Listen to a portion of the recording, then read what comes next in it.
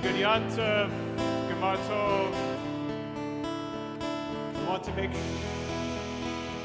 sure everyone has a handout that looks like this. It's on your seats. If you have it, please hold it up like Rabbi Timoner is doing. We're on the front side with the CBD logo at the top.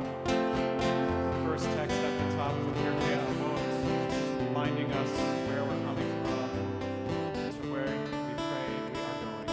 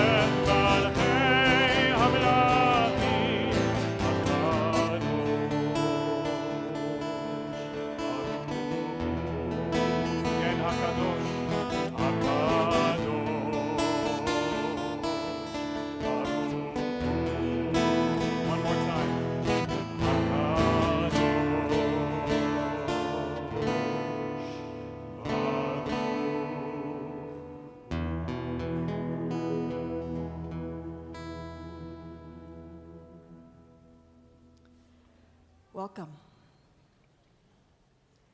One day a year, we make a journey in the company of the whole house of Israel, all of us together, each of us alone. This is the Day of Atonement, the day on which we purify ourselves, the day on which we forgive and are forgiven, the day on which we rehearse our own deaths so that we will awaken to our lives. It is a custom to wear a kittel on this day, the kittel that will be our shroud, a pure white garment resembling the white robes of the high priest. This is also the only night of the year in which congregants wear a talit. We invite you, if you'd like to put on a talit, to do so. You can find them in the back. Before we light our Yom Kippur candles, I want to implore you to be gentle and careful with your body over the next 24 hours. If you are feeling even the slightest bit woozy, sit down. It's okay to remain sitting when we say, please rise. If you're not well, drink and eat. Be kind to your body today. Find that right balance between gentleness and effort to make the greatest possible strides toward change. The left and right pages of your machzor have the same page number. The prayers are almost entirely in Hebrew. The words we sing together are either transliterated in red italics on the left page or are on your transliteration supplement, which we were just using. We are engaging now in truth-telling, in forgiveness, in the vital work of change. We can all see that our world is off track, and we're a part of that. This is not abstract and it's not vague. It is clear and it is sharp and it is urgent. Don't worry if you don't know Hebrew. Don't waste time arguing with words in the prayer book or concepts of God. If you struggle with the word God, translate it into something that you can devote yourself to, like life or love or anything expansive that reminds you of how very small you are. This moment requires nothing less than our full devotion. If your mind wanders or you get bored, that is normal, that is human. And when you notice, just come back, return. That is the work of teshuvah. We'll now light our candles for Yom Kippur on page 199.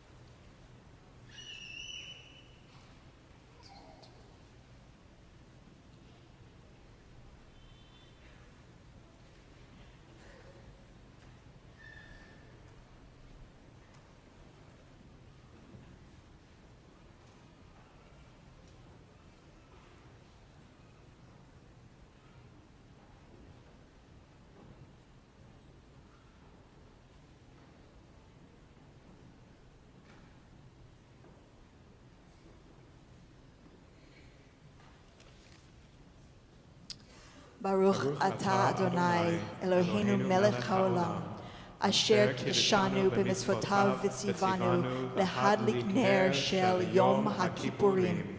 Baruch atah Adonai, Eloheinu melech haolam, she'echianu v'kiyamanu v'higianu lazman hazeh. Let's turn off the air conditioning, please.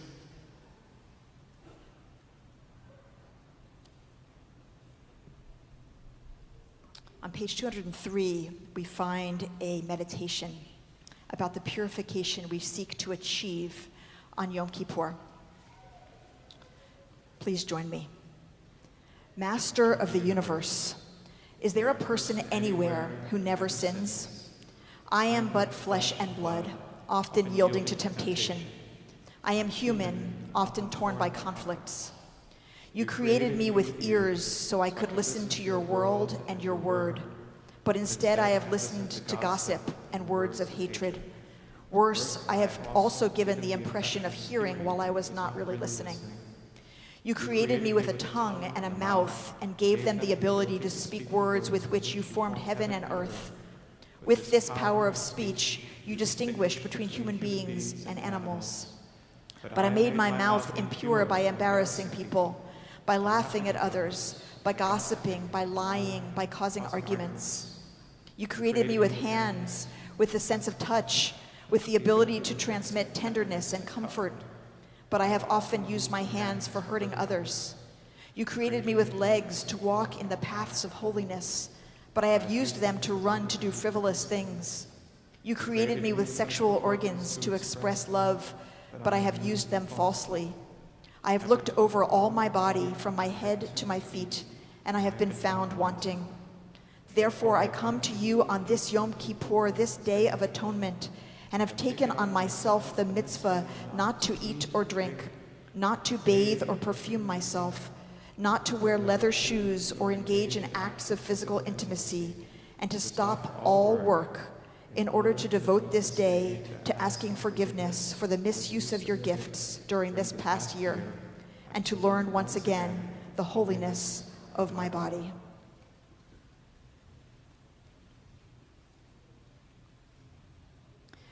Be gentle, be loving, care for your body as a vessel of holiness. On this Kol Nidre Eve, I share with you these, my human failings, and I ask you for your forgiveness. If I failed to show up for you in the way that you needed as you were mourning, or as you were sick, or if you were suffering, I sincerely ask your forgiveness.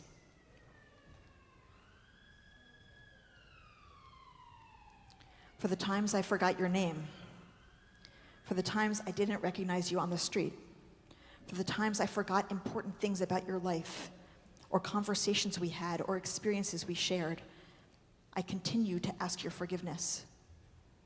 Please know that my failures of memory are not for lack of caring, nor for lack of desire to remember, nor an indication of how much you matter here.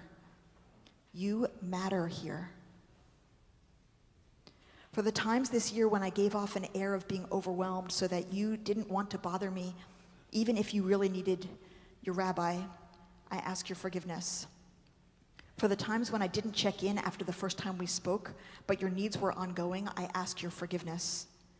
For the times in services when I didn't explain what was going on, or say what page we were on, and made you feel like you didn't know enough, or like you're not Jewish enough, or like you're a bad Jew, I ask your forgiveness, and I hope you know now that I don't believe there's any such thing as a bad Jew, or any such thing as not Jewish enough, or anything to feel embarrassed about not knowing.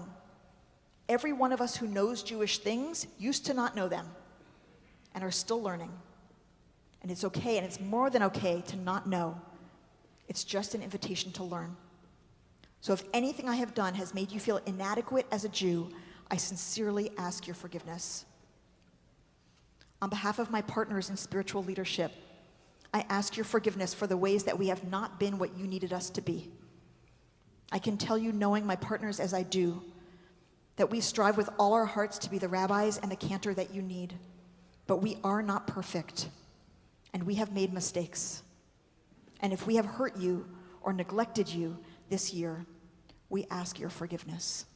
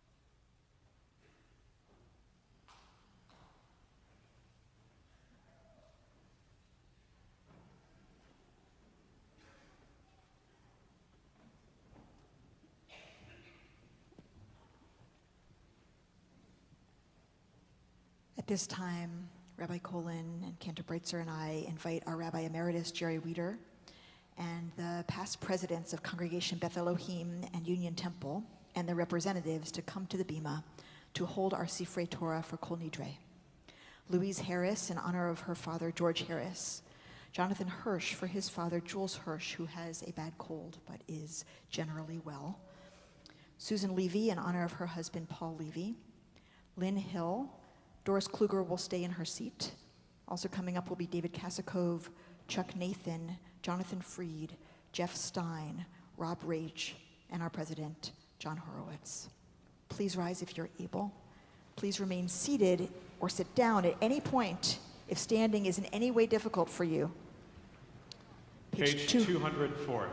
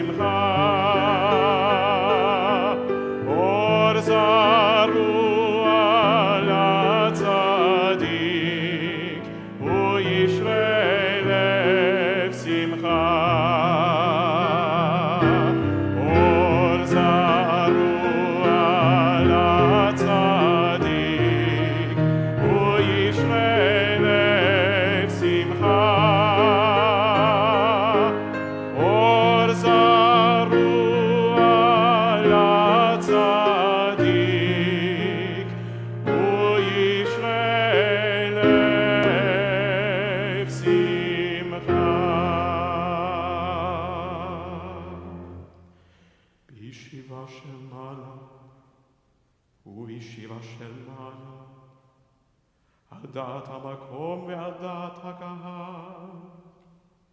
אנו מתירים להתפלל עם העבריינים. בישיבה של מעלה ובישיבה של מטה, על דעת המקום ועל דעת הקהל. אנו מתירים להתפלל עם העבריינים. בישיבה של מעלה ובישיבה של מטה, על דעת המקום ועל דעת הקהל. אנו מתירים להתפלל עם העבריינים.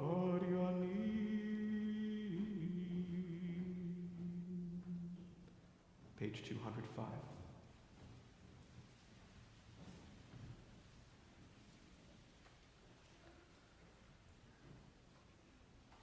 Kol Nidre Vesarei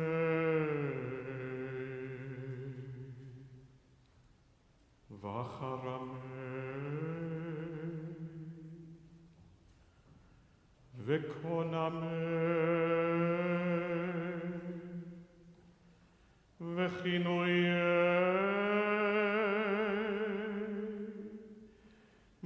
כינוסי ושבועות.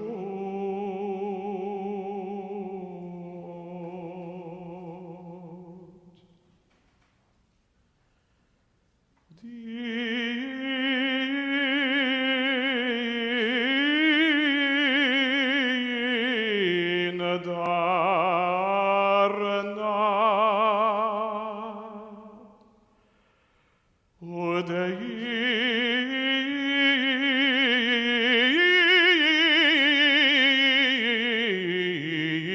דרנה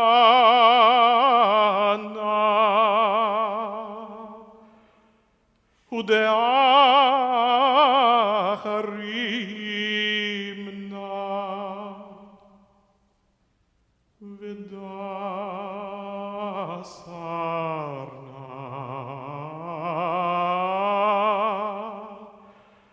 על נפשתנה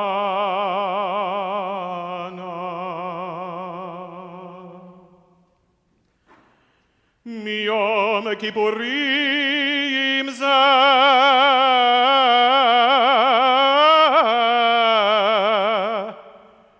עד יום כיפורים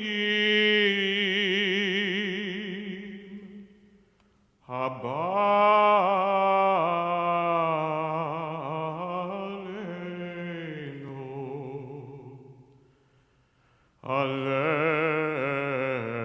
עלינו לטובה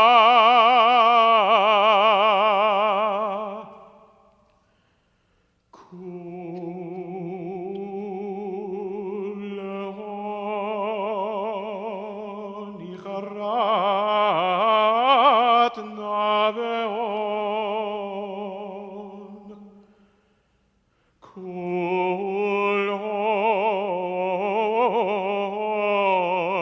יהון שרן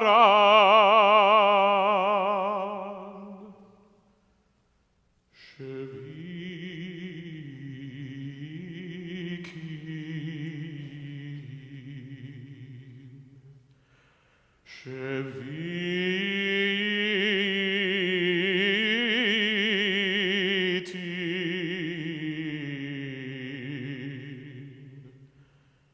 בטלין ומבוטלין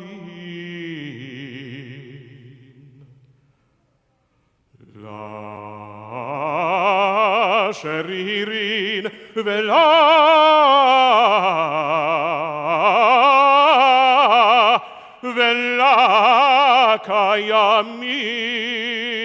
ולקיימין נדרנה לנדרי וסרנה לאסרי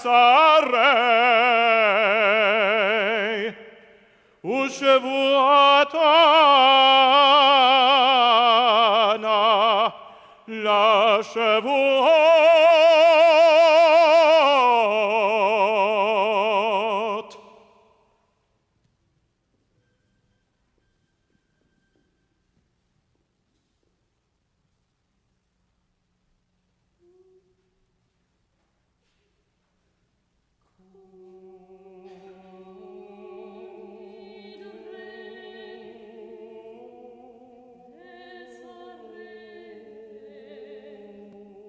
Kol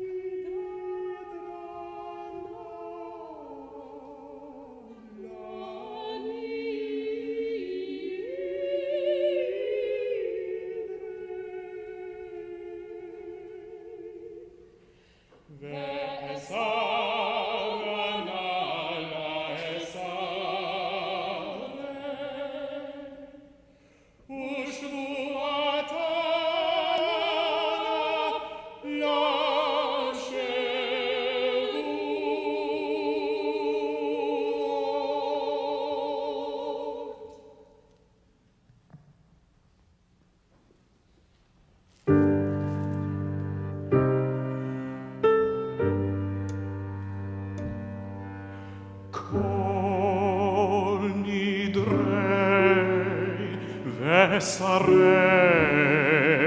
וחרמי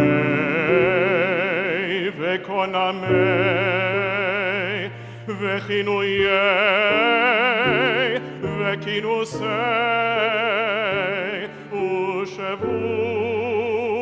ושבועות דין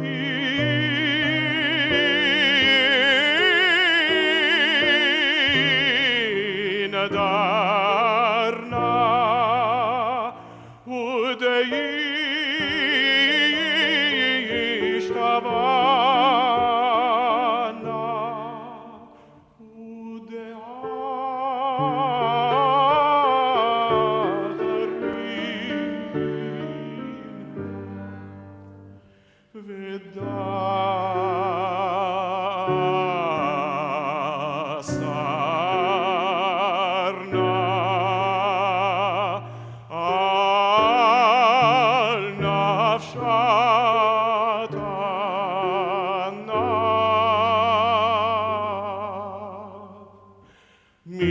מיום כיפורים זה עד יום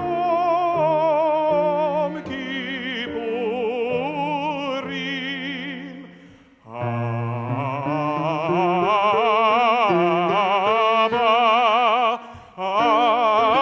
עלינו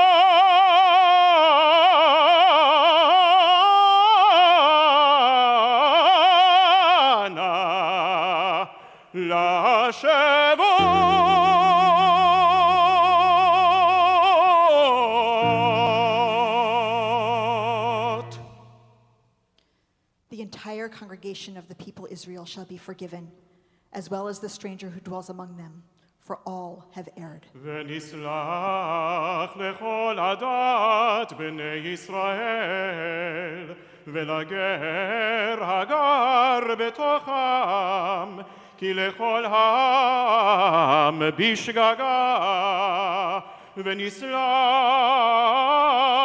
לכל עדת בני ישראל ולגר הגר בתוכם כי לכל העם בשגגה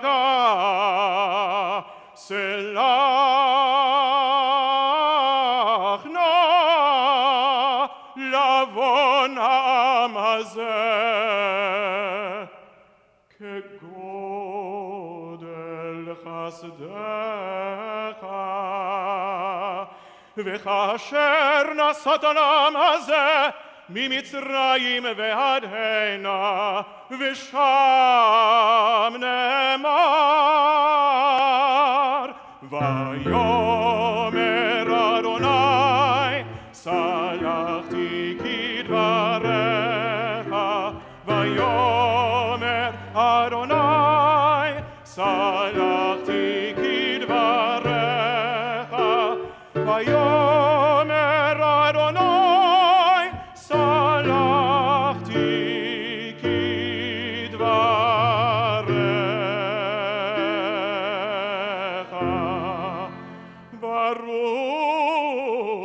אתה אדוני אלוהינו מלך העולם שהחיינו וקיימנו והגיענו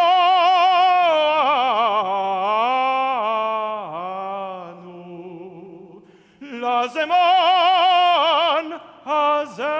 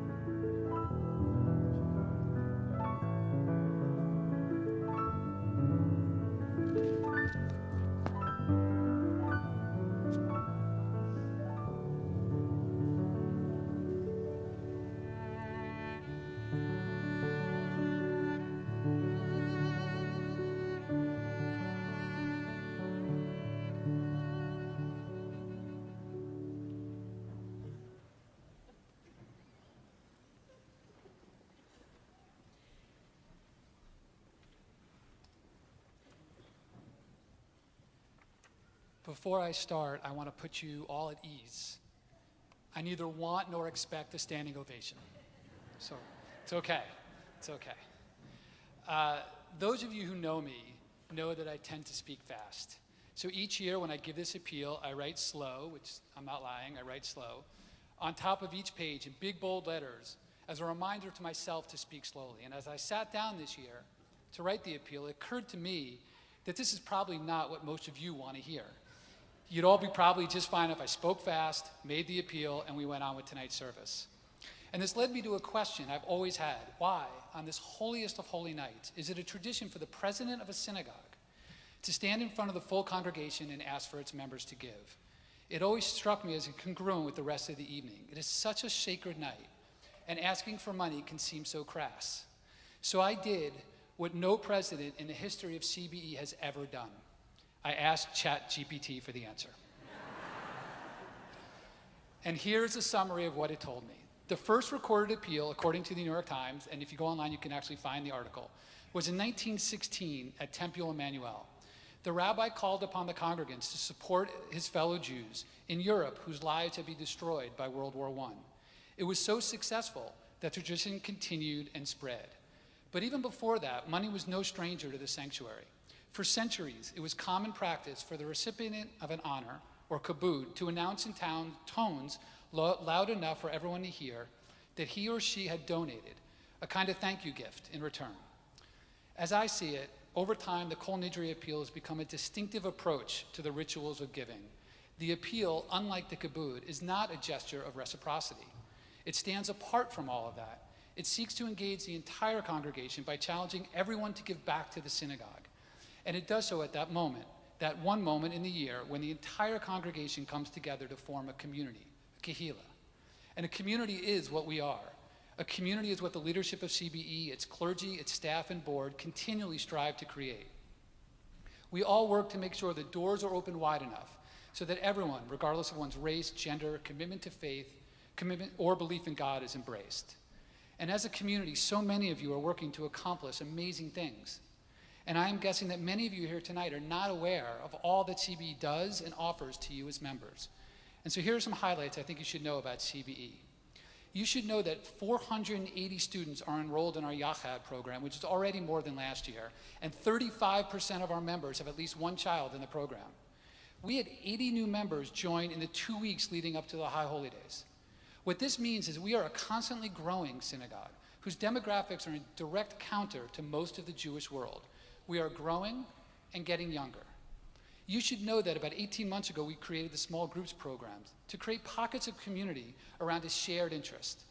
Since these were created, 1 in 4 member homes have already joined a small group. And so if you haven't checked these out, you should. And if you don't find what you're looking for, raise your hand, offer to start one, and let's find out if others in the community share your interest. You should know that this summer we again participated in the Respite Bed Shelter program. For 31 nights, we housed 3 to 6 homeless men in the Union Temple House. We had approximately 250 volunteers of all ages either coordinate, provide food, or stay overnight. And I want to thank our member, Carol Schuckman, for once again coordinating this amazing effort. You should know the many ways our members and the wider Jewish community are able to observe the High Holy Days through CBE. Tomorrow, we're going to offer 8 different services. We have the main service here. Tots, K through 2nd, and grades 3 through 6 services are going to be actually across the street because of the rain. All Shul in the Rotunda, team program in the social hall, Brooklyn Jews at the Union Temple House, an Israeli morning service, which will be in full Hebrew, free and open to the Brooklyn community in the chapel, and tomorrow afternoon, an egalitarian Sephardi Mitzrahi service. The fact that we can provide so many ways to observe such an important days in our community is a testament to the efforts of our clergy to meet us where we are. It is also an incredible logistical lift for our staff, and I want to recognize our executive director, Mark Flaxer, and all of the team for doing everything behind the scenes to make sure these holidays go off without a hitch. And speaking of our staff, you should know that we have over 80 people working for CBE, and the camaraderie and commitment amongst them is the strongest since I've been in CBE leadership. Almost to a person, our staff is supported and appreciated by leadership, and perhaps more importantly, by you. You should know that our Chesed program continues to grow. Hundreds of you are now involved in some way to support each other. We now offer an incredibly wide variety of ways to support you in times of need. And in the interest of time, I'm just going to give you a few examples. Shiva support assures that anyone sitting Shiva has the support they need, and a challah and a rugula are delivered to them on the first Shabbat after the death. Intergenerational relationships focuses on connecting our younger members with our older members to build relationships and provide support. Levaya matches our members in mourning with a fellow member who has suffered a similar loss, so that a person can move through the first year of mourning with someone who has also walked along a similar path. So, if you are in need, please reach out to us. And if Chesed reaches out to you, please accept what is offered. It's what community is all about. And you should know, thanks to dedicated lay leaders, we now host an evening minyan on Tuesdays and Thursdays in the chapel, expanding to Sundays through Thursdays starting October 15th. You should know that we're starting the work to open the Union Temple House. Next September, we will open our second ECC, and more immediately, the Center for New Jewish Culture has scheduled over 50 events over the next 4 to 5 months. It's incredibly exciting to again breathe life into that beautiful building. And I could continue, but I trust you get the idea. CBE is a strong, vibrant community with a group of professionals and lay leaders constantly striving to provide a variety of programs for all of us. We are not just a synagogue. And what is asked of you in return? Of course, to pay your membership commitment. And by the way, thank you, as more of you than ever paid early and in full. And I'm going to take that as a sign of general happiness with the work CBE is doing. We also ask that you stay informed of all the opportunities available to you here at CBE. And where these opportunities match your interests, get involved. Take advantage of CBE. And if you do, I can promise you that you will get much more out of CBE than you give to it. So, as I finish my final appeal, let me just say what an honor and a privilege it has been to serve as president. This experience has given me more than I could have ever given in return. I've had the opportunity to work with board members who are incredibly committed, with a staff that is dedicated to making CBE a better place, and with a clergy team that never ceases to inspire me. And I will finish my term knowing we are in strong hands, as I could not imagine someone more suited in skill set and temperament to be our next president than Leslie Lewin. Trust me, there's the applause. Trust me when I tell you that CBE will continue to thrive and grow under Leslie's leadership. Leslie, thank you for all that you do and all that you will do for CBE. I look forward to watching from the pews. It is important to me to take this opportunity to talk about Rabbi Timona. I did this like 5 times so I wouldn't get emotional, and unfortunately, I'm failing. As you may recall from my first appeal, I do not have a long history with synagogues or rabbis, so did not really know what to expect when I became CBE president. Rachel, from the first time we met in LA, when an interview turned into a therapy session for me, you inspired me to be a better person. You have challenged me when I was wrong, but perhaps most surprising to me, you have allowed me to challenge you. I do this all the time, by the way, people. When I speak kindly about people, I get emotional. Not that I don't care about Rachel, but I knew this was going to happen, and I thought I read it like 3 times today and I'd have control of my emotions, but I don't. Rachel, you are learned, dynamic, compassionate, passionate, and most importantly of all, fully committed to CBE. I've never once doubted that everything you do is guided by what is best for this community. And given that this is the appeal, it is important that you all know that Rachel understands better than anyone the importance of establishing a culture of giving at CBE. Her support and willingness to get involved has been invaluable. Rachel, thank you for being my rabbi and my friend, and most importantly, thank you for letting me be your partner. Now, 2 more you should knows that unfortunately I'm a little less proud of, but I know that we can change. You should know that there was a recent endowment study that included 42 synagogues across the country. The results show that based on how long we have been open, over 150 years, and the size of our membership, over 1,100 members, we should have an endowment of over $5 million. We have none. To address this, we are launching the Veshamru Legacy Society to encourage all of you to include CBE in your estate planning. But that is a long-term solution to a near-term problem. For now, with no endowment, we are forced to rely on an annual appeal. And speaking of, you should know that only 1/3 of our members give to our annual appeal. Now, there is some reason for optimism. I am proud to announce that again, 100% of the board has given to the appeal, and the total amount of giving has increased significantly over last year. In addition, more of you are giving each year, and you are giving more. But both are still far below what would be expected of a typical synagogue of our size and history. And if I've convinced you of anything tonight, it is that CBE is more than a typical synagogue, and this community and its programs are worth our support. I am obviously incredibly proud of all that we do. And I want to share a recent text from Lou Mintz, who stepped off the board in June after a decade. Lou's mother passed 3 weeks ago, and he texted me, "Watching CBE in action from the standpoint of a congregant has been impressive. I always heard about what CBE does for people, but experiencing it has been entirely different. I've supported CBE in the past for what it does for others, and to have been a recipient of that support has been remarkable. Our entire family is grateful for CBE." Lou and his wife Bev have been incredibly generous with their time and resources to CBE. They gave with no expectation of anything in return. They gave because they saw all that CBE did for others, both within and outside our community, and wanted to support that work. To be clear, whether you give this year or not, CBE will be there for you.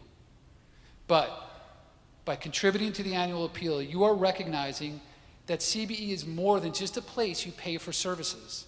It's a community that supports and serves each of us. One day, hopefully years from now, each of us will be in a time of need, and CBE will be there for us. For now, before that time, please give and support CBE so it can support others. Give to let CBE do and serve more. Give to CBE because it is a special place doing special things for the Jewish community. Give to CBE because it is your community. Wishing you and your families a safe and easy fast. Gamar Hativa Tova.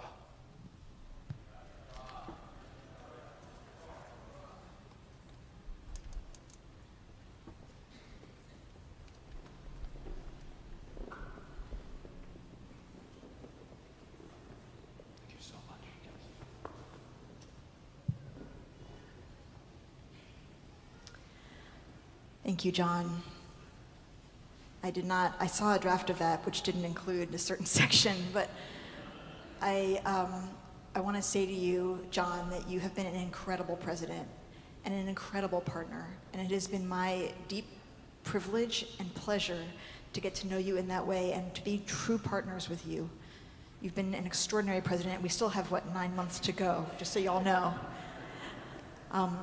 And speaking of full dedication and commitment to this community, just to see the way that you have put so much of yourself into this place, it is something that you all should be so proud of. The way that our lay leaders and our presidents and this president step up and give of themselves hours and hours and heart and caring and thinking about it and strategizing and trying to pull us toward goals that need to happen for us to have a sustainable future. John has been championing our well-being. And so when he asks you to give, he is speaking as someone who gives in every possible way to this place. Thank you, John.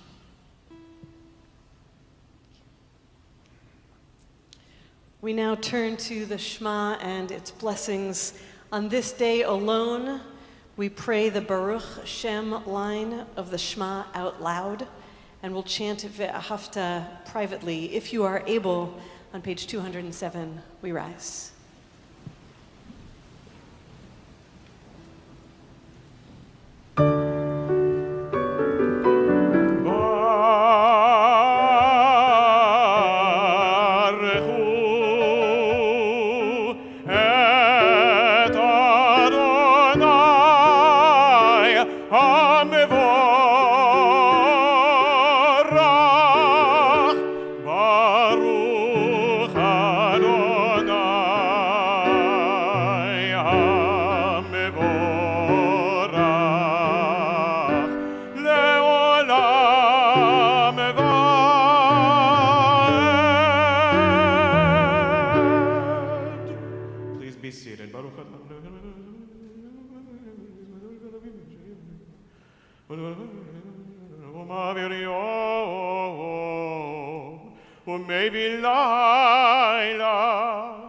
ומבדיל בין יום ובין לילה, אדוני צבאות שמו, אל חי וקיים, תמיד ימלוך עלינו לעולם ועד, ברוך אתה אדוני, המריב הרבים. Amen.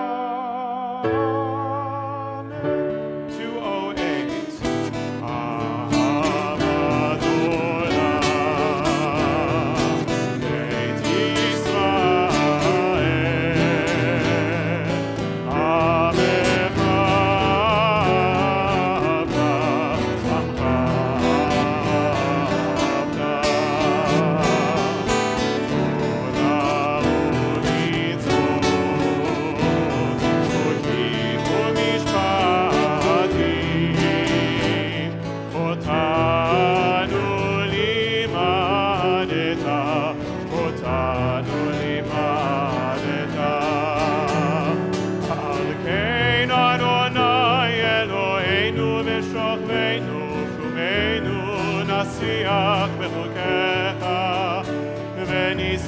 בדברי תורתך ובמצוותיך לעולם ועד, כי הם חיינו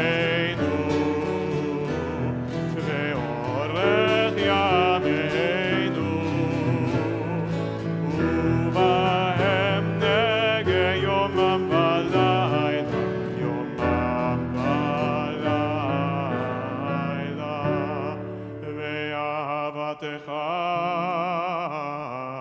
אל תסיר ממנו לעולמים, Baruch atah Adonai, Ohev Amo Yisrael.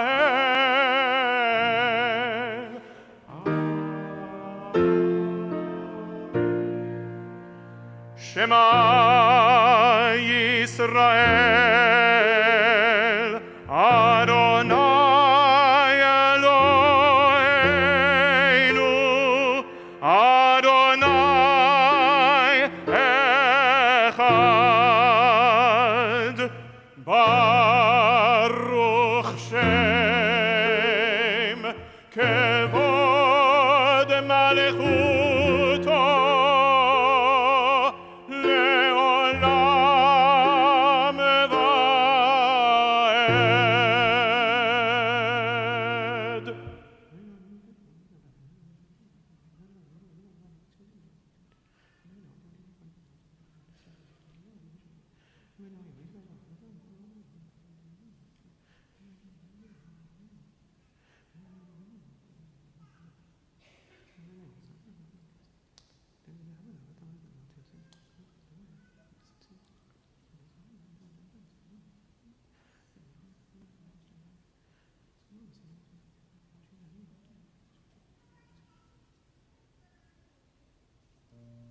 Adonai Elohechem, Emet, page 210.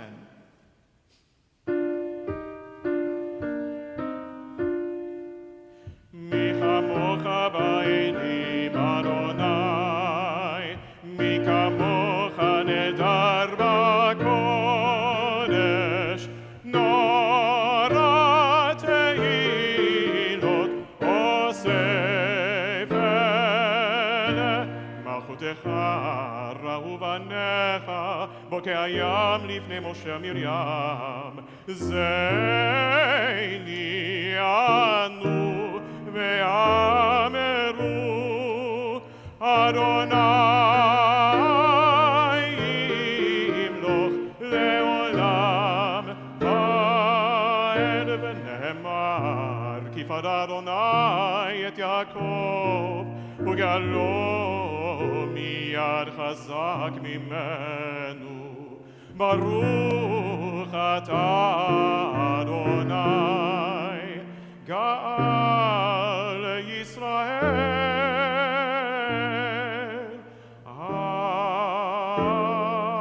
Amen. To 11, allow us, Adonai our God, to sleep peacefully and to awaken again to life, our sovereign. Spread over us your canopy of peace. Restore us with your good counsel and save us for the sake of your name.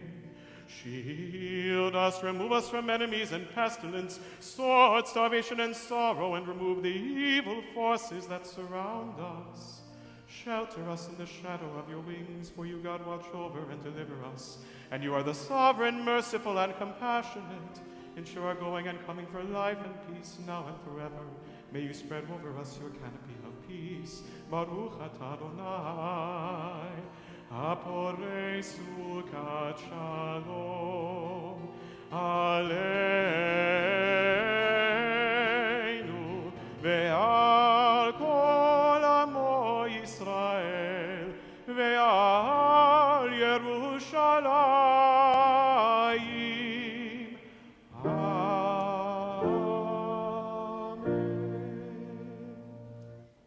Pisca de Yoma is a verse from Torah that the rabbis placed right before the Amidah in order to focus us in on this particular day. The verse we read on Yom Kippur is from Leviticus, and it says, "For on this day atonement shall be made for you to purify you for all your transgressions. Lifnei Adonai titharu." Which means, as our Machzor translates, in the presence of Adonai, you shall be pure.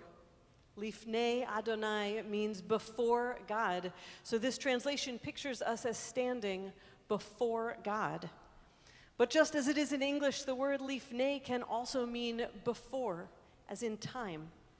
The Kli Yakar understands the verse in this way, and so he explains, this means that we have to purify ourselves before God purifies us. Before God does God's divine thing, that we have to do the work of teshuvah, the very human act of looking at our misguided actions, our harsh words, our unkindnesses, and go to our people and make it right.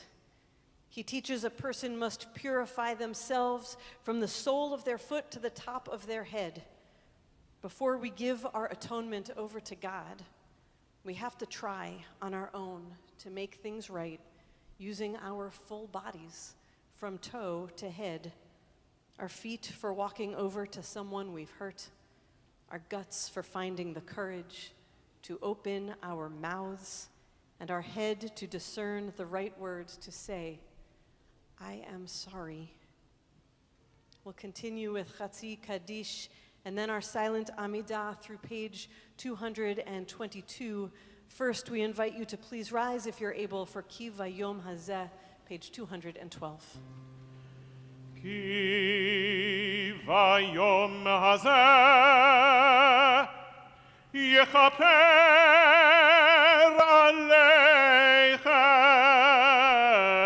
Aleichem Litaher Etchem Mikol Chatoteichem Lifnei Adonai Titaru Yitkadal v'yitkadash Shemeh Rabbah Ve'alma divra kiruteich Ve'amlich malchuteich B'chayechon u'v'yomechon U'v'chayei l'chol Beit Yisrael Bagala U'v'zman kari Ve'imru amen Yehi Shmei Rabbah mevarach Le'alam u'le'almei almaya Yitbarach v'yishtabach v'yitpar b'troma v'yitnasei v'yithadar v'yitane v'yithalal Shemei dekudsha Berichu leila leila mikol birchata v'shirata Tushbechata v'nechemata Damiron ve'alma ve'imeru Amen.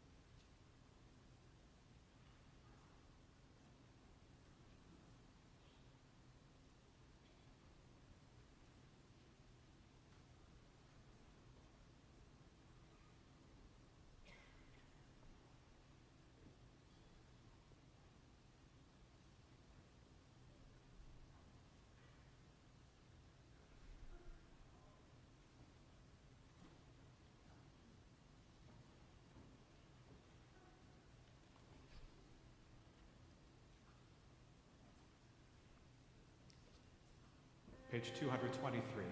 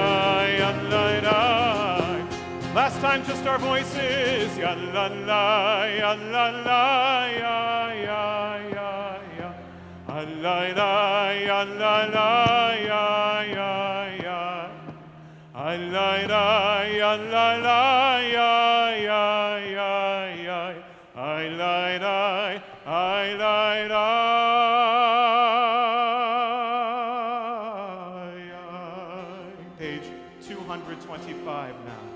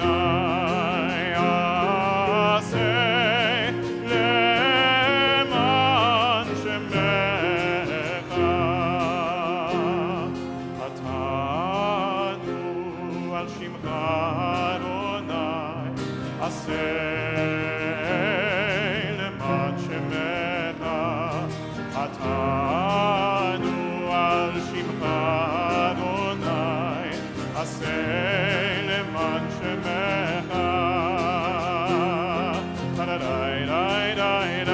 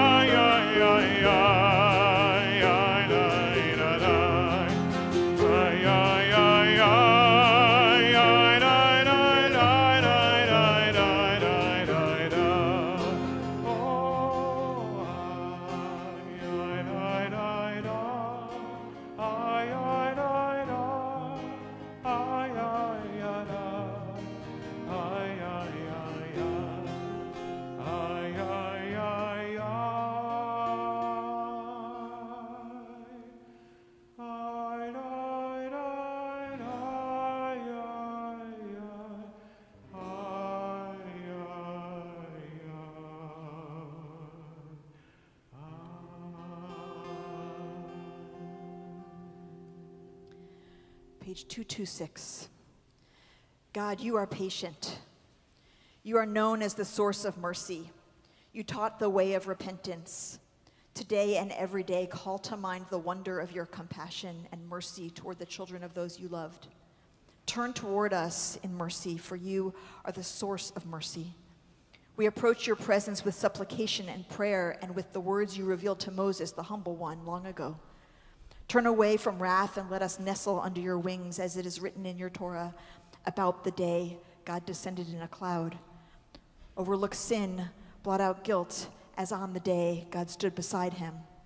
Hear our cry, attend to our plea, as on the day he called the name Adonai. Please rise if you're able. תעבור על פשע ותמחה אשם, כיום ויתייצב עמו שם. תאזין שבתנו ותקשיב ממנו מאמר, כיום ויקרא בשם אדוני, ויעבור אדוני על פניו ויקרא.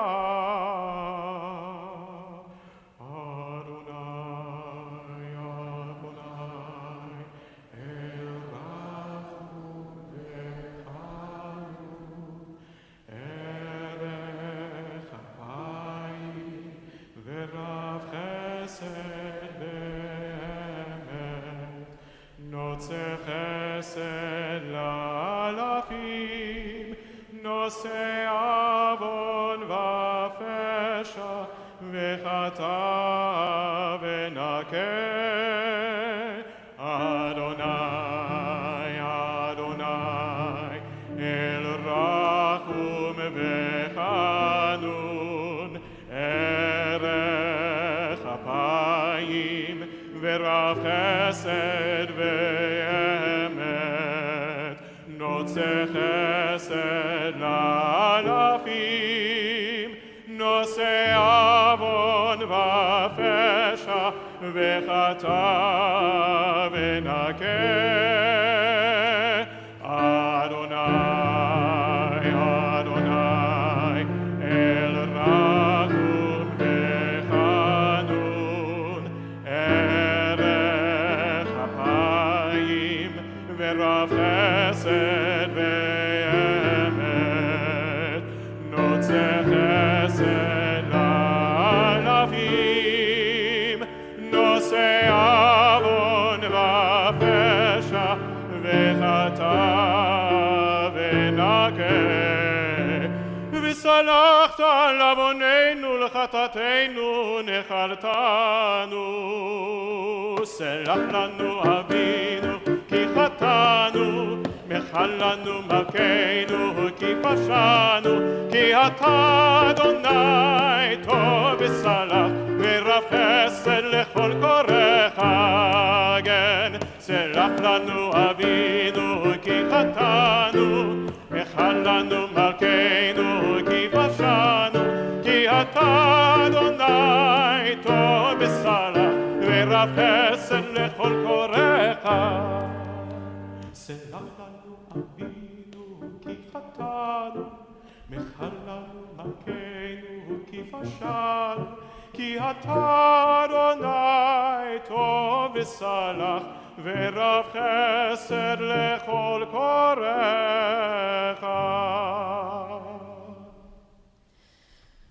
Did you know that shame is an obstacle to change? I used to think that the way to do high holy days right was to exert myself in harsh self-critique, to really pile on all the shortcomings, all the wrongs, no matter how slight, to see small errors and minor weaknesses as large and major, to really get low. And from that low, low place, resolve to change. But that approach can be as ineffective as refusing to admit shortcomings at all. It turns out that we need positive self-regard in order to believe that we have what it takes to achieve our goals. And we need belief that we have what it takes to achieve our goals in order to stick with a plan of change that takes time. And all change takes time. All change involves setbacks, lapses, and the need to repeatedly recommit over a long period of time. We will all be tempted to give up. We will all doubt whether we can really pull it off. We will all hear the voice that says, you never change. You always come to Yom Kippur with the same list. Why would it suddenly be different this year? Face the facts. You don't have what it takes. Just settle back into what you know, the familiar. Give it up. And if we've been telling ourselves a distorted story of our track record, highlighting only the shortcomings, only the failures, only the weaknesses, only the mistakes, then we're defeated from the start. So, in balance with the beating on the chest, with the list of sins, with the self-critique, important, we must also find every bit of good from this last year, every relationship that's going well, every time we were kind, every time we helped someone, every time we loved, every time we gave of ourselves or our resources to make the world more of what it should be, every time we did the right thing, even if the wrong thing would have been easier. With a story about ourselves that includes strength and courage and kindness and goodness, we can believe that the changes we seek fit who we are and what we are capable of. And it's just more of what we already know how to do. So, we come now to God with Shema Kolenu, our prayer that says, hear our voice, God. Yes, we are ready to own our wrongs and our mistakes, but hear our voice because it also contains notes of beauty and goodness and love and righteousness. We are worthy of your love, even if we often feel unworthy.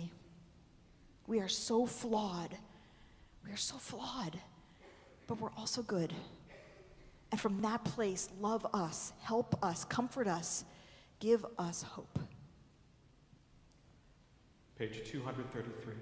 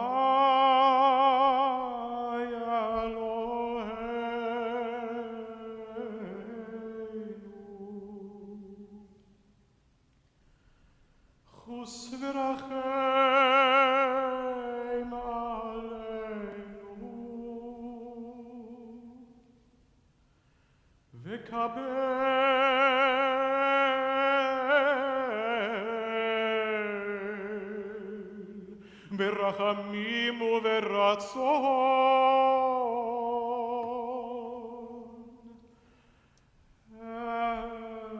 את תפילתנו.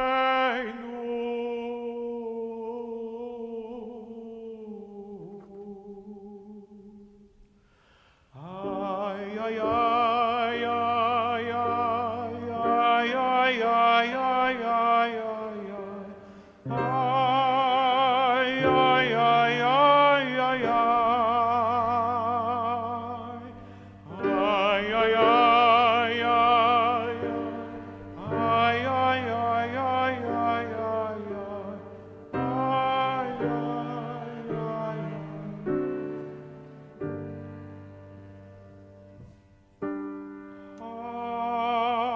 Hashivenu Adonai Eilecha.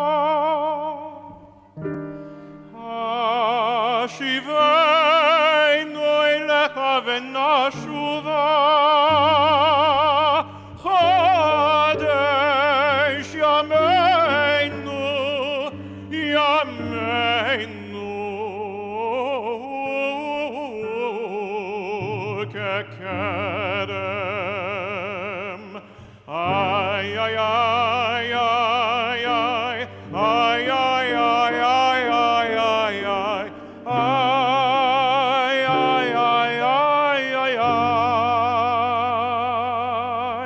Ay, ay, ay, ay, ay. Ay, ay, ay, ay, ay, ay, ay. Ay, ay, ay, ay, ay, ay, ay.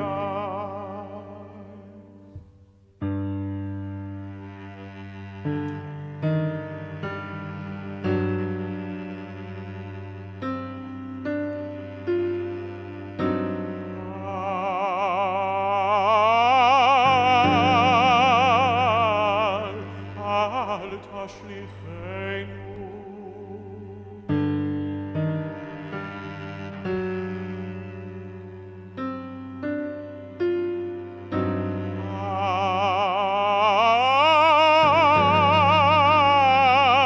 אל תשליכנו.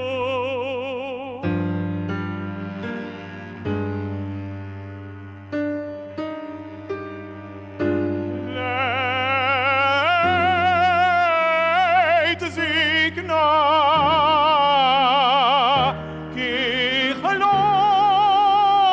ככלות כוחנו.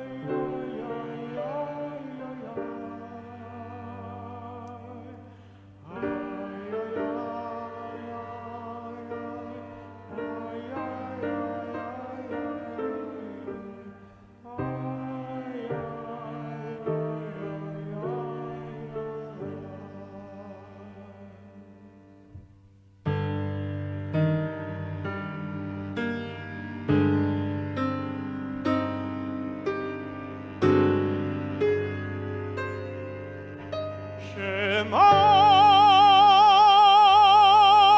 Kol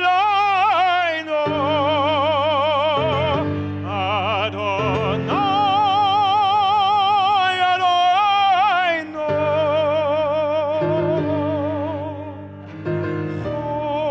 Chos v'rachem aleinu, aleinu.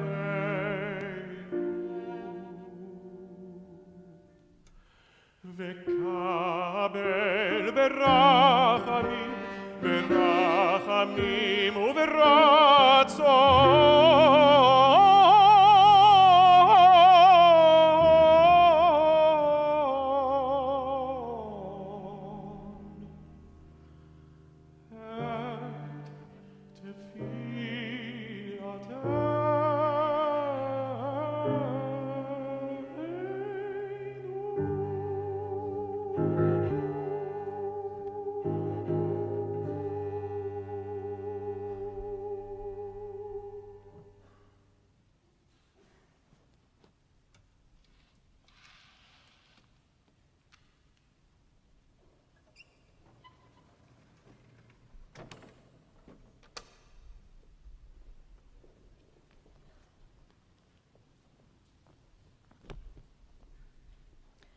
Our God and God of our ancestors, do not abandon us.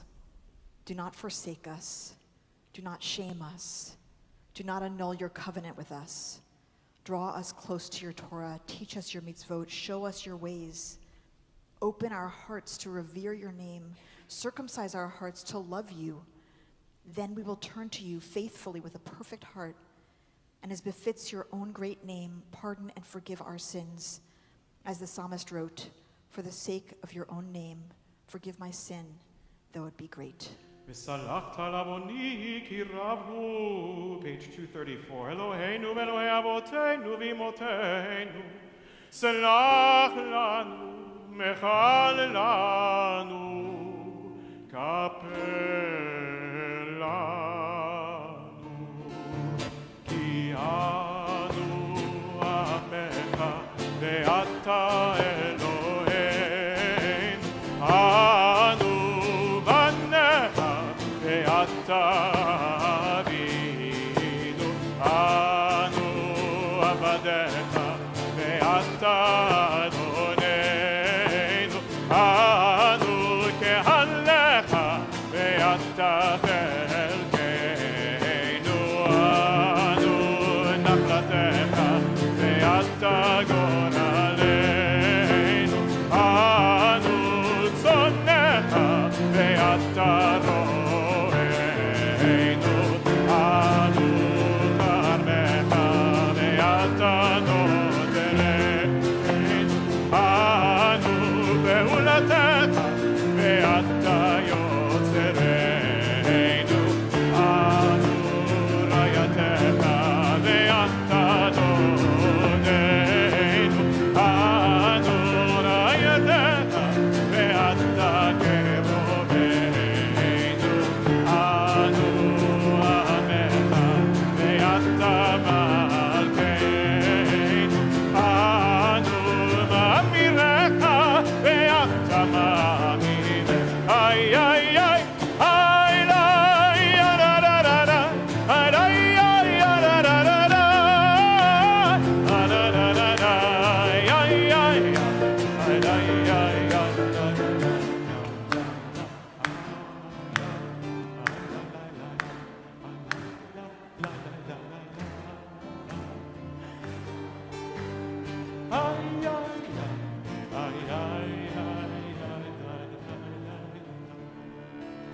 We'll sing it some more, Rabbi, don't worry.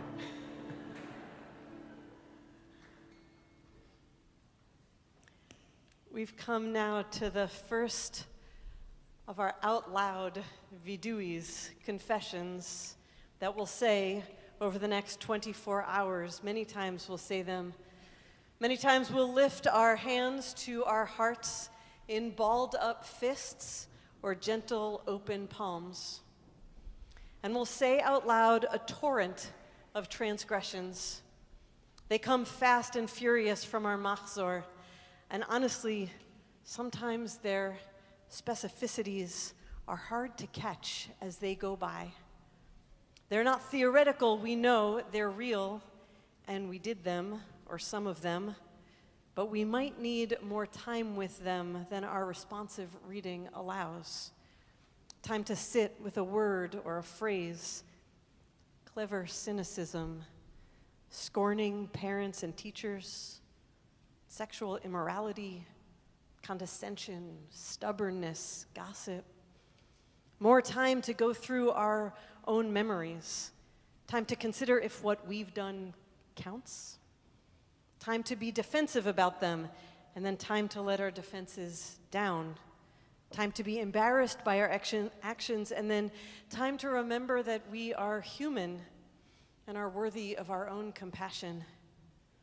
We need a little more time to make excuses, maybe just one more time, and then to admit, no, this one is me, and I caused someone pain, and I need to try to repair this. It would be hard, impossible, to do all of that in the next 5 minutes. So a gentle reminder as we get ready, we don't have to. We can spend the rest of this service on one word, one phrase, or confession, the rest of all night and tomorrow on one mistake or transgression, on one repeated thoughtlessness or one convenient carelessness or one omission of love. If all we did all day was just think about what we want to improve, or how we might want to face it and say we are sorry, that would be a good use of our time. And if somewhere in all of that we find our hand lifting to our phone to start an email or a text to a person, to begin the opening of an apology, an asking for forgiveness, that would be a good use of technology. We'll turn now to page 234 for our vidui, and we begin.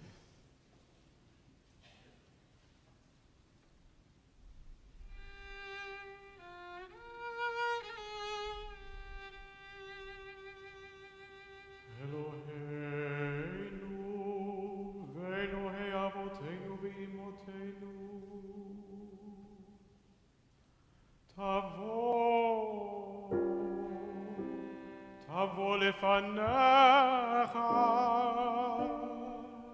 תפילתנו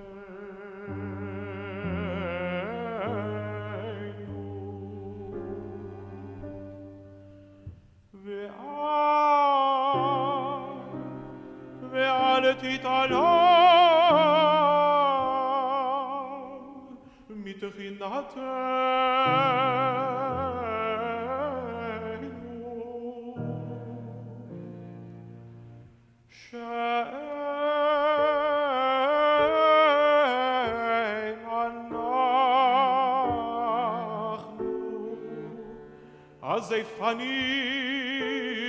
זייפנים וקשי עורף לומר לפניך אדוני אלוהינו ואלוהי אבותינו ואמותינו צדיקים אנחנו ולא חטאנו.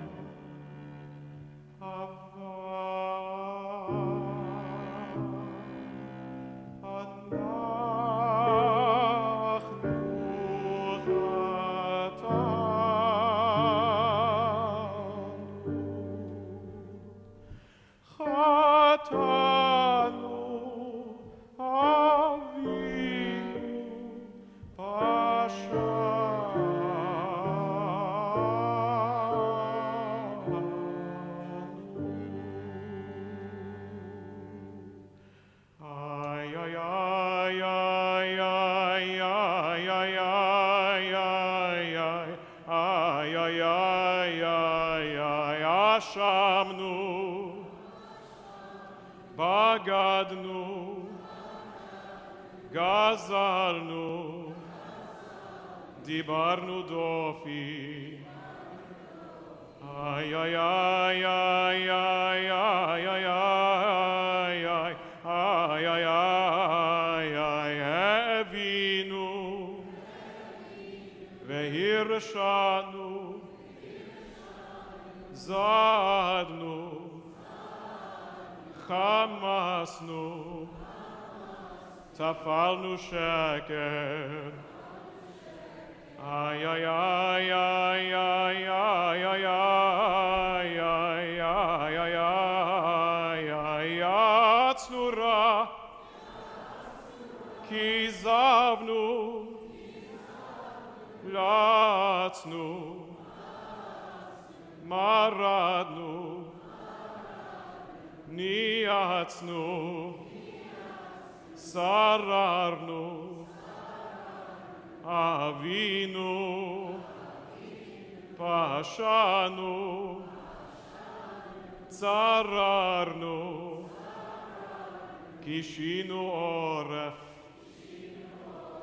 איי איי איי איי איי איי איי איי איי איי איי רשענו שיחתנו Ti'avnu, Ta'inu, Titanu.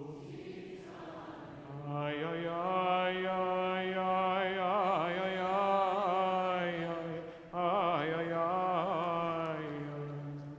Page 236. You have always been known as the one who overlooks transgression. Hear our cry as we stand before you in prayer. Overlook the transgressions of a people turning from transgression. Wipe away our transgressions from your sight. 237. We have sinned against you unwillingly and willingly. And we have sinned against you through hardening our hearts. We have sinned against you thoughtlessly. And we have sinned against you in idle chatter. We have sinned against you through sexual immorality. And we have sinned against you openly and in private. We have sinned against you knowingly and deceitfully. And we have sinned against you by the way we talk. We have sinned against you by defrauding others. And we have sinned against you in our innermost thoughts. We have sinned against you through forbidden trysts. And we have sinned against you through empty confession. We have sinned against you by scorning parents and teachers. And we have sinned against you purposely and by mistake. We have sinned against you by resorting to violence. And we have sinned against you by public desecration of your name. We have sinned against you through foul speech. And we have sinned against you through foolish talk. We have sinned against you through pursuing the impulse to evil. And we have sinned against you wittingly and unwittingly. For all these sins, forgiving God, forgive us, pardon us, grant us atonement.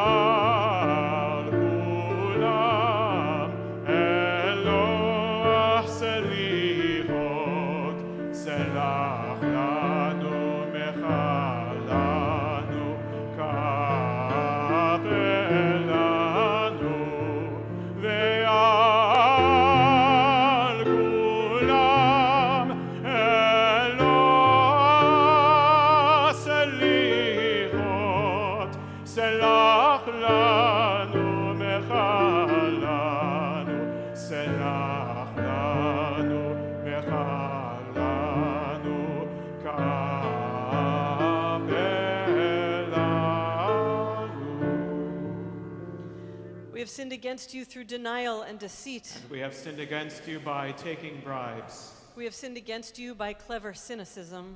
Sinned against you by speaking ill of others. We have sinned against you by the way we do business. And we have sinned against you in our eating and drinking.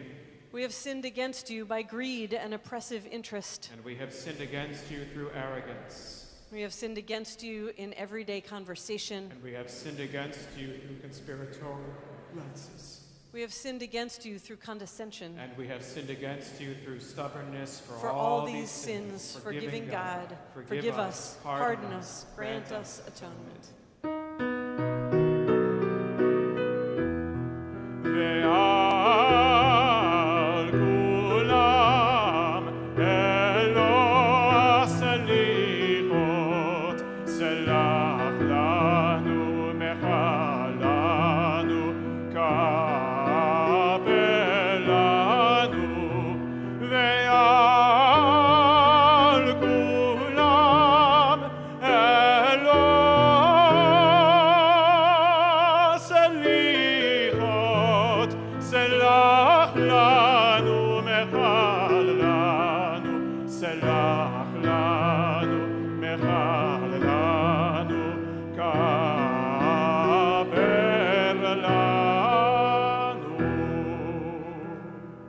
Against you by throwing off all restraint. And we have sinned against you by rashly judging others. We have sinned against you by plotting against others. And we have sinned against you through selfishness. We have sinned against you through superficiality. And we have sinned against you through stubbornness. We have sinned against you by rushing to do evil. And we have sinned against you through gossip.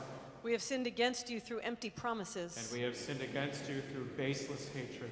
We have sinned against you by betraying trust. We have sinned against you by succumbing to confusion. For all these sins, forgiving God, forgive us, pardon us, grant us atonement.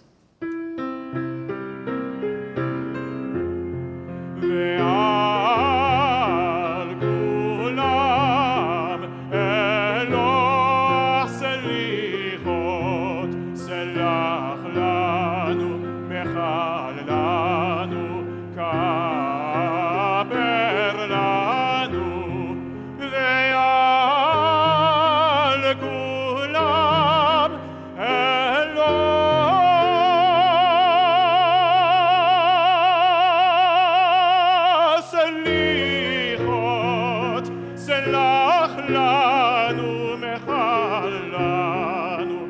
סלח לנו, מחל לנו, כפר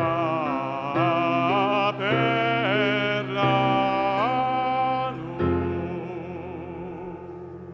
Page 242, please join me responsively at the bottom.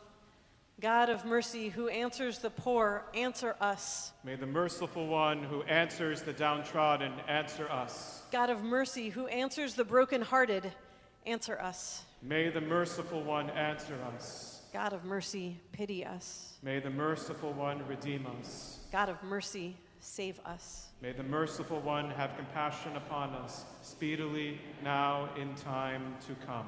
Page 243.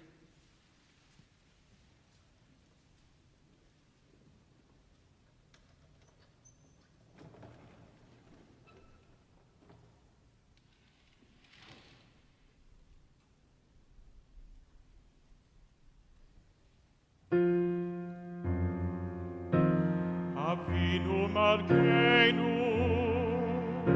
החזירנו, בתשובה שלמה לפניך. אבינו מלכנו, שלח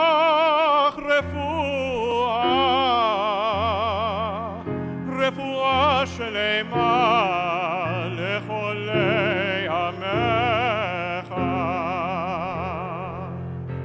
אבינו מלכנו, זוכרנו בזיכרון טוב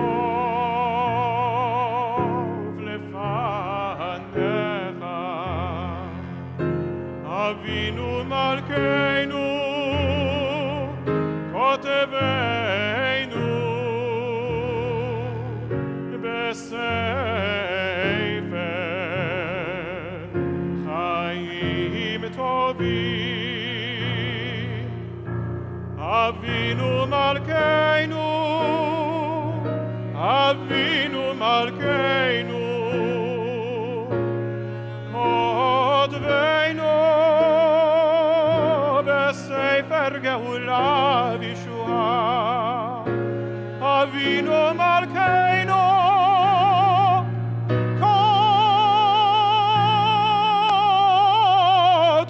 כותבנו בספר פרנסה וכלכלה. אבינו מלכנו, אבינו מלכנו, כותבנו בספר זכויות. אבינו מלכנו,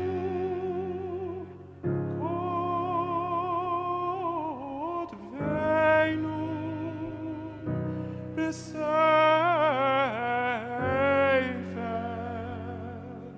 סליחה ומחילה. 244. אבינו מלכנו, חוננו בנינו. אבינו מלכנו, חוננו בנינו, כי אין בנו מעשים. עשה עמנו צדקה וחסד. עשה עמנו צדקה וחסד והושיענו. עשה עמנו צדקה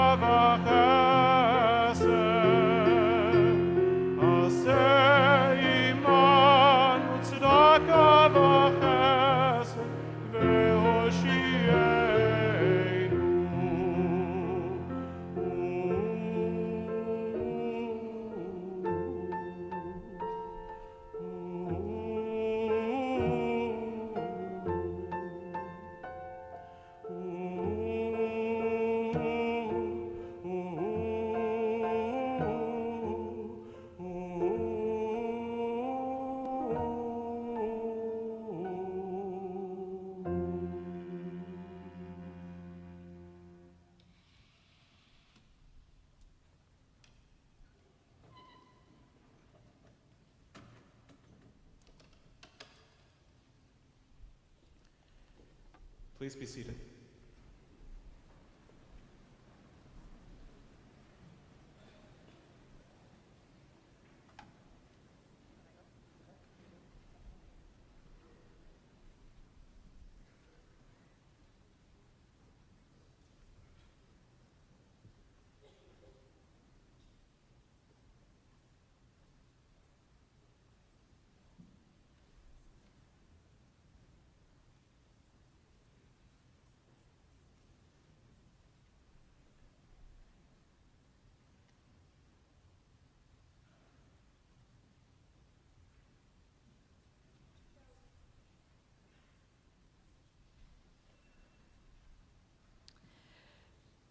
"2001: A Space Odyssey." The Terminator, The Matrix, Her. For a long time now, we've been worried about the moment when machines will outthink us. Placing nightmare scenarios aside for now, artificial intelligence will challenge us to redefine and reimagine what it means to be human. I want to make the case tonight that a Jewish response to this challenge is to reprioritize and return to the human body. AI is already part of our lives in search engines and GPS and social media and virtual assistants and now ChatGPT, even to research the annual appeal. It's just the latest in a long line of technologies that have enabled us to transcend the limits of our bodies in ways that we would never trade in or give up. The pen, the printing press, recorded music, the photograph, the telephone. You don't have to be in the room with a musician to hear the concert. You don't have to be together with a friend to have a conversation. You don't have to be alive at the same time to learn from a teacher. These technologies were frightening when they were new. Socrates feared that writing would diminish our memory by removing it from the body. But imagine our world without books. Transcending the body has costs, and it has benefits. Now we sit at our screens forgetting our bodies. As avatars in virtual worlds, some video gamers forget to eat or sleep for 16 or 24 hours at a time. Neuroscientists found that when checking email, the brain sometimes suppresses autonomic functions, like breathing or hunger, to direct our full attention to the task.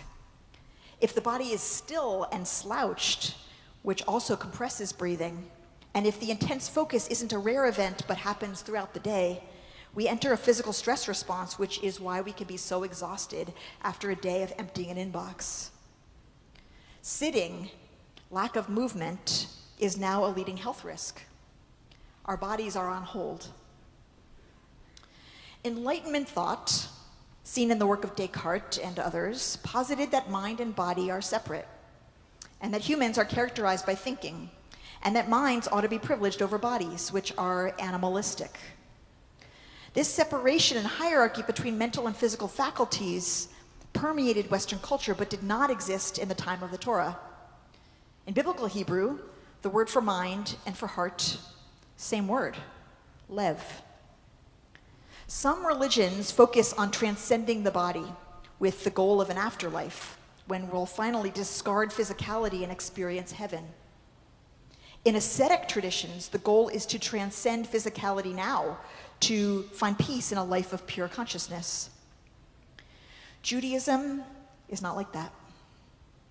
Daniel Boyarin writes in his book, Carnal Israel, Rabbinic Judaism, in contrast to Hellenism and Christianity, defined the human being as an animated body and not as a soul trapped or even housed or clothed in a body. Rabbi Alon Goshen Gottstein adds, metaphysically, soul and body form a whole rather than a polarity. The soul is the vitalizing agent whose proper place is in the body, not out of it. There is a blessing we say every time we use the toilet. Did you know that? Blessed are you, Adonai our God, who has made the human with wisdom and created in it orifices and hollows.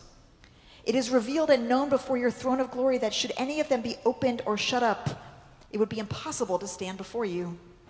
Blessed are you, healer of all flesh, who does wondrous things. In his book, Down to Earth Judaism, Rabbi Arthur Waskow points out that the first two Jewish life cycle events of all time were about sex and food. In Genesis 17, Abraham circumcises himself, and that covenant with God is marked on the body, on the male sex organ, still. 4 chapters later, when Isaac is weaned, transitioning from mother's milk to solid food, Abraham and Sarah hold a feast, celebrating eating with eating. What are the 3 most distinct traditional Jewish practices? Brit Milah, circumcision, kashrut, keeping kosher, and Shabbat, sex, food, rest, body, body, body. Today's fast, today's atonement is not for the purpose of an ascetic life or an afterlife, but for the purpose of this embodied life. We're praying to be sealed in the book of a good life. The entire goal is to live in our bodies and to live in them well. We opened our service with a prayer by Rabbi Abraham Danziger. Indulge me, I would like to listen to it again. I would like you to listen to it again. Master of the universe, is there a person anywhere who never sins? I am but flesh and blood, often yielding to temptation. I am human, often torn by conflicts. You created me with ears so I could listen to your world and your word, but instead I've listened to gossip and words of hatred. Worse, I've given the impression of hearing while I was not really listening. You created me with a tongue and a mouth and gave them the ability to speak the words with which you formed heaven and earth, but I made my mouth impure by embarrassing people, by laughing at others, by gossiping, by lying, by causing arguments.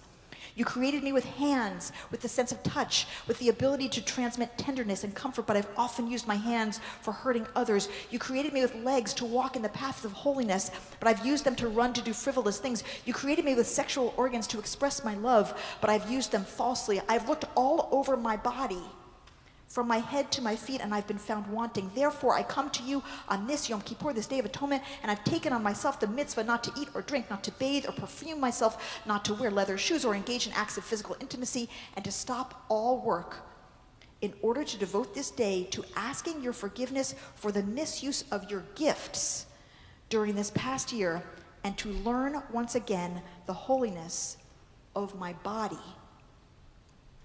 Every sin we're here to atone for was committed through our bodies. And every mitzvah we turn toward will also take place through our bodies. Tonight and tomorrow, we tap on our bodies to wake up our whole being, because we know that change requires more than a thought, but a new pattern of movement, feeling, speech, behavior. Our ability to change is dependent upon our embodiment.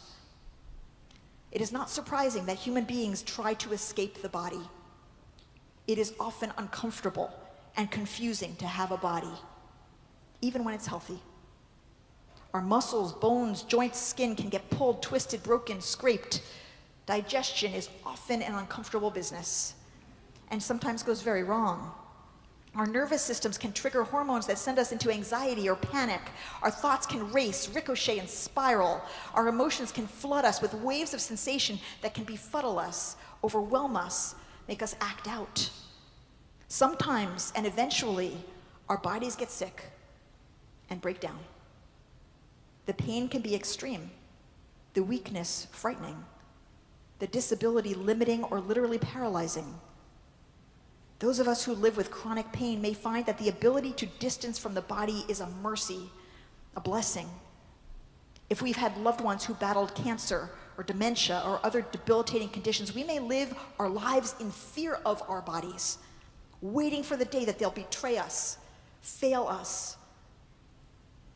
All of our bodies will die. Naturally, we're ambivalent about them. So we try to squirm out of the experience and mortality of our bodies with distractions and addictions to everything from food to alcohol, screens to shopping, drugs to work. Every hour we look for escape from discomfort, pain, boredom.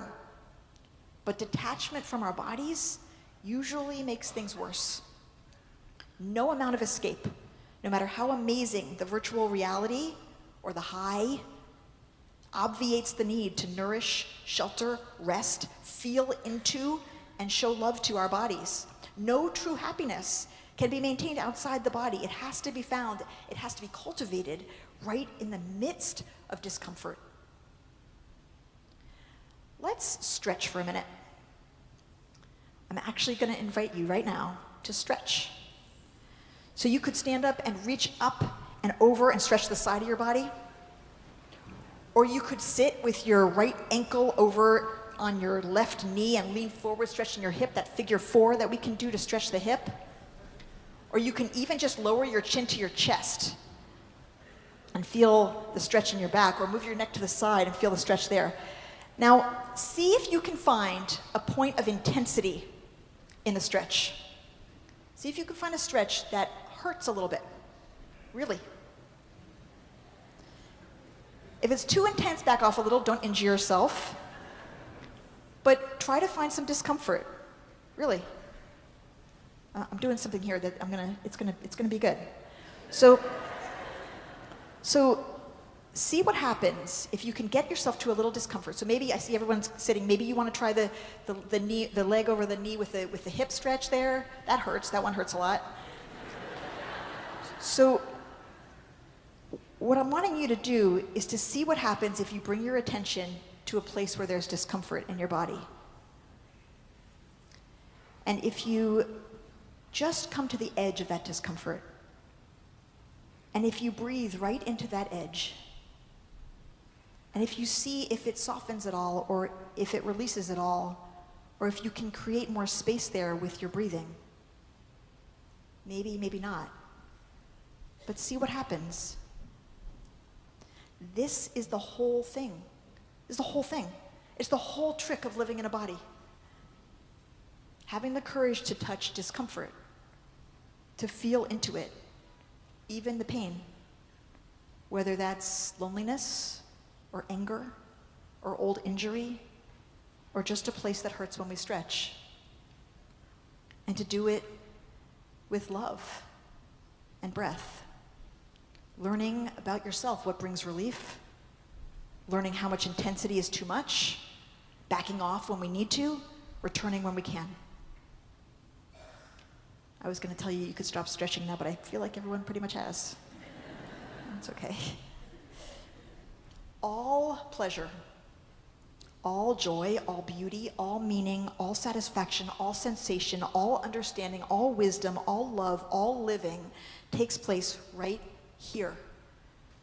Everything that is magnificent about being alive, every thrill, elation, comfort, touch, intimacy, feeling, memory happens in flesh. To say that we take our bodies for granted is an understatement. To say that our bodies are miracles is a cliche that fails to capture the wonder that embodiment is. You started as one cell. You started as one cell, a single fertilized egg. No one fully understands how that one cell divided and multiplied to become the 100 trillion cells that specialized into the complexity that is you. You produce 300 billion new cells every day and kill off 300 million every minute. As we sit here, your body is repairing and replacing itself. You have 60,000 miles of blood vessels running through you, twice the distance around the Earth. I looked it up in multiple places. Apparently that's really true. Picture a standard 6-quart pot. Every minute, your heart pumps 6 quarts of blood 3 times around your body for a total of 12,000 miles a day. Nerve impulses travel through your body at 170 miles per hour. Every square inch of your skin has 600 pain sensors, 36 heat sensors, 75 pressure sensors, 9,000 nerve endings. Your eyes can distinguish between more than 7 million colors. Your liver performs 400 functions, but you could have up to 2/3 of it removed and it would grow back in 4 weeks. There's got to be a doctor here who's going to contradict me. That seems crazy. And we're still learning. As recently as 2018, scientists found what they're calling a new organ, the interstitium, a fluid-filled mesh just beneath the surface of the skin and also throughout the body. Last year, a new muscle layer was found in the jaw. This year, a new pair of salivary glands. Those are just anatomical discoveries. If you've ever benefited from something like acupuncture, you know there's so much more going on here than the physical structures. We're just starting to learn about somatics, for example. The use of the mind-body connection, how trauma can be released from the body, how the nervous system can be regulated, how movement, touch, breath, attention, and feeling can help us heal. We're still learning how to skillfully handle emotions, how to be with our minds, how to nourish ourselves. One of the greatest fears about AI is that our bodies will become disposable as they lose their value to the economy. Just since 2000, 1.7 million jobs have been replaced by automation in manufacturing. That's what the SAG-AFTRA and WGA strikes are about, whether actors and writers will be replaced by AI. The fear of being replaceable, of being disposable, is starting to cross social classes and is very real. We see that our society can be harsh on bodies that it doesn't value. Our economy, as we know, was founded on the trafficking, enslavement, and massacre of human bodies. We've been in a national reckoning about killing and locking up black bodies. We see what happens to homeless bodies. Witness the hate and violence against trans bodies. Women's bodies, as Barbara Kruger asserted, are a battleground, objects of both desire and social control. Many children, especially girl children, grow up with distorted images of their bodies, filled with shame, self-hatred, and attempts to control their appearance. We see our society ignore disabled bodies and old bodies. It's reasonable to fear what will happen to our bodies in an AI economy. If we are moving toward a future in which our bodies are not economically useful, we need a whole different ethic now of honoring human bodies. Not just some, but all, beyond their economic value. This brings us to the realm of Judaism, and not just Judaism, but all religion. The idea that we each are created in God's image, possessing intrinsic and inalienable dignity and value, not just human life, but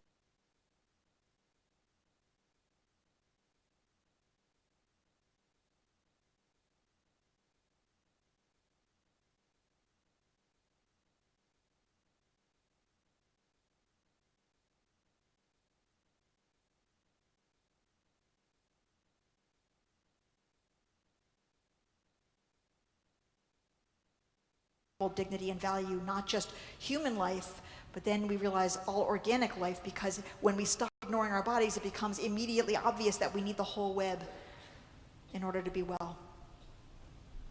Ken Goldberg, a robotics engineer at UC Berkeley who's been studying AI for 40 years, thinks we're headed for a decentering of humanity on the level of the Copernican and Galilean revolution, which moved the Earth out of the center of the solar system.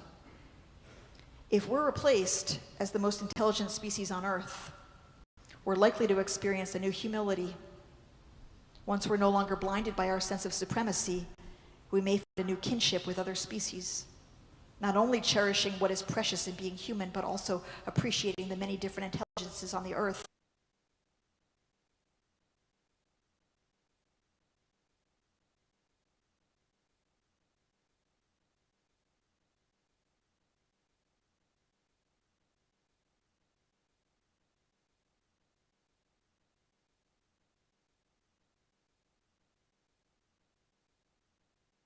Also appreciating the many different intelligences on the Earth in the way that the indigenous peoples have been trying to teach us.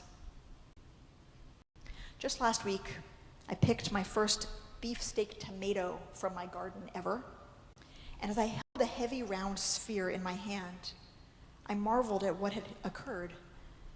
A seed had instructions, code,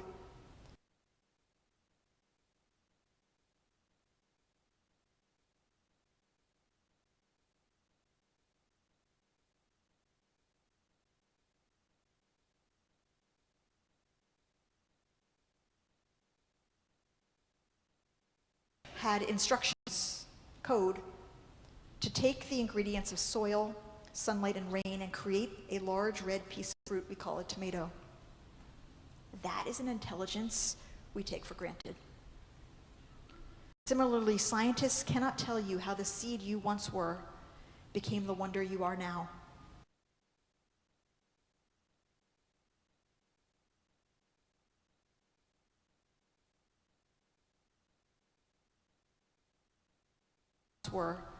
Became the wonder you are now.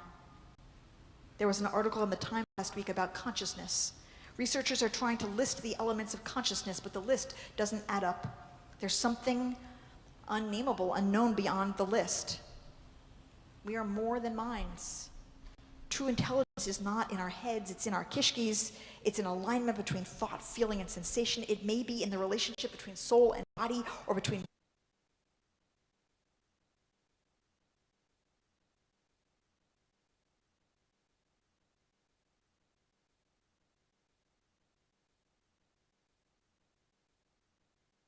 maybe in the relationship between soul and body, or between many souls and many bodies. We don't know what makes us us.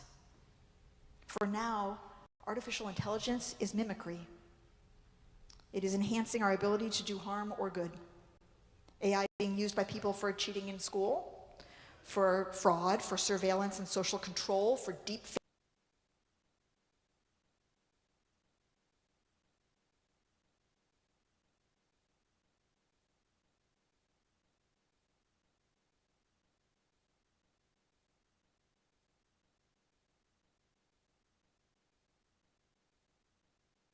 fraud, for surveillance and social control, for deep fakes, for commodification of our data.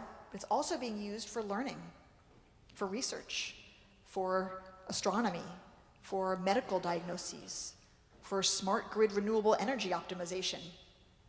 It's a mirror helping us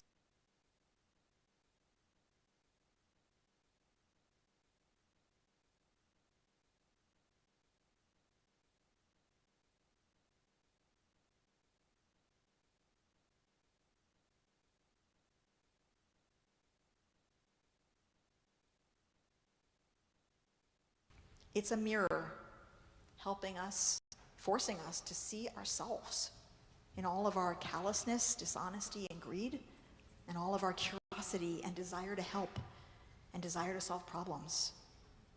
I believe it will show us that we are precious marvels of flesh and blood that have been radically misvalued by our economy and our society.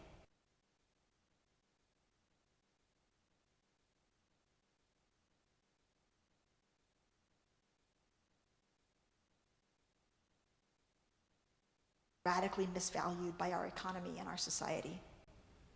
Grand and mysterious wonders that cannot be reduced to data and that cannot be replaced. The big danger, the big fear, the reason that more than 1,000 AI developers have called for a pause is AGI, artificial general intelligence, the point when machines no longer need prompts from humans but develop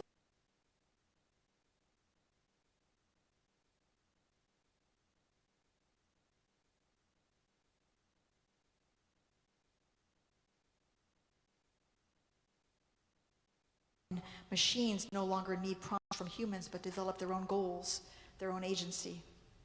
Some say that's far in the future. Some say it's closer than we think.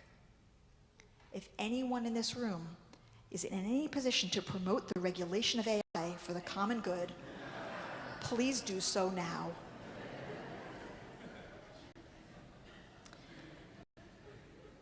The rest of us are collectively creating the seed. The design instructions for AGI, given that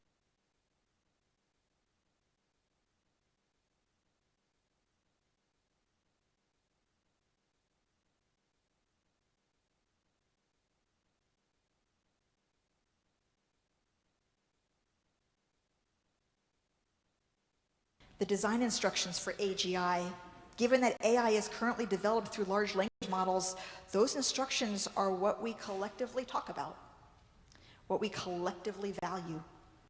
And to the degree that our bodies are only valued economically, to the degree that we think some bodies are disposable, To the degree that we spend time forgetting we have bodies, those are the instructions forming AI's seed. Embodiment.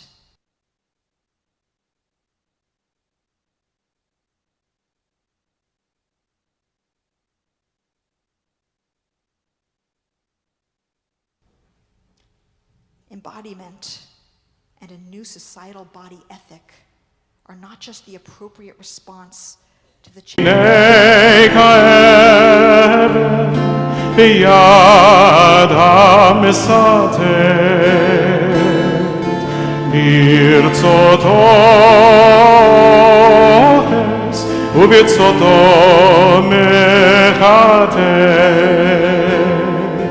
כן אנחנו בידך מחיה וממוטט לברית הבית ואל תפן ליצר כי הנה כגזן ביד